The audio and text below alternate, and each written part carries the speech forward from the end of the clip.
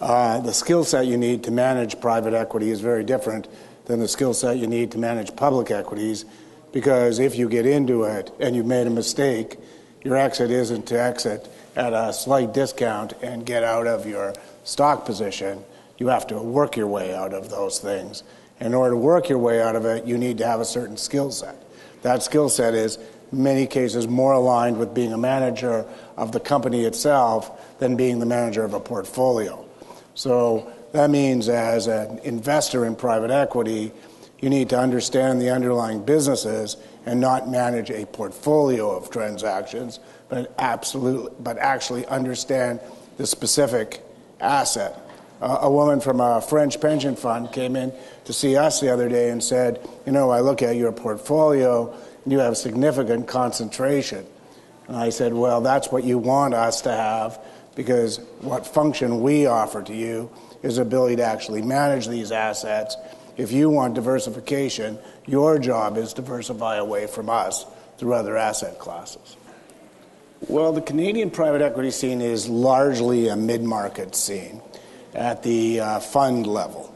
And so generally deal size is much smaller than it is in the U.S. In addition, I always say the similarity between what we do and a large U.S. private equity fund is the similarity between a corner grocery store and Walmart. They're two completely different models and completely different businesses. The institutional market in Canada is also very different. The institutions in Canada have seen themselves as more active participants in the private equity scene than is the case in U.S. private equity, in U.S. institutional private equity markets, and therefore at the large size particularly, and even in some of the mid-sized transactions, as Andy will tell you, the Canadian institutional market is a very active participant in the marketplace here. So there's a lot of differences. In addition, the Canadian market is significantly natural resource based. So once you take out what are traditionally not LBOs, meaning oil and gas deals, timber deals, mining deals, there's heavy concentration in the banking sector here, so there aren't a lot of financial service transactions to do in Canada, and the healthcare system here is nationalized. So as a result, what creates most of the transactions in the U.S., which are healthcare, financial services, and many other things, are generally not available in Canada. After the pension funds, and I would speculate, this is just a speculation, I haven't seen the data, but I would speculate that pension funds probably make up 2/3 of the LP base or the limited partner base of most private equity funds.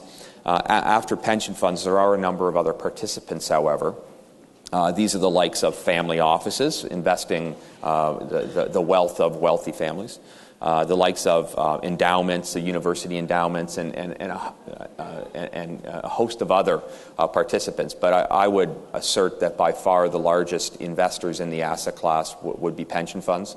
And in Canada, that is particularly acute because of the funded model that we followed here amongst many of our pensions.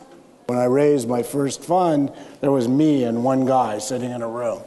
And now we have 15 executives, of which 11 of them share in the equity in some form, some as much and maybe next time more than me, and some in small amounts in our firm. But it's very interesting because all of us are looking to be the guys who survive for the long term by transitioning to the next participants in the team. So that's, I think, an important point that he raised earlier. So we have 2 managing partners, 5 partners, 4 associates or vice presidents, and then some analysts. And that's how it works. And traditionally, what happens is that there are 5 or 6 different functions that a private equity individual has to do, and they generally have to be able to do all of them to succeed in this business. One of them is to find transactions. And that's not an easy thing for many extremely analytical people who aren't used to, networking in that sense. More important, though, than finding transactions is being able to pick the ones you want to work on and spend time on, and knowing which ones to spend your time on, which ones not to spend your time on. There's an additional function, which is the ability to analyze those transactions, to do model building, to do industry knowledge, and they differ substantially depending on the size of the transaction, but lots of work done during the due diligence process. The ability to finance the transaction is also a very important factor, because returns can only be achieved generally in the non-growth area, but in the value area of private equity, if you can create some level of leverage in those transactions. And the ability to exit.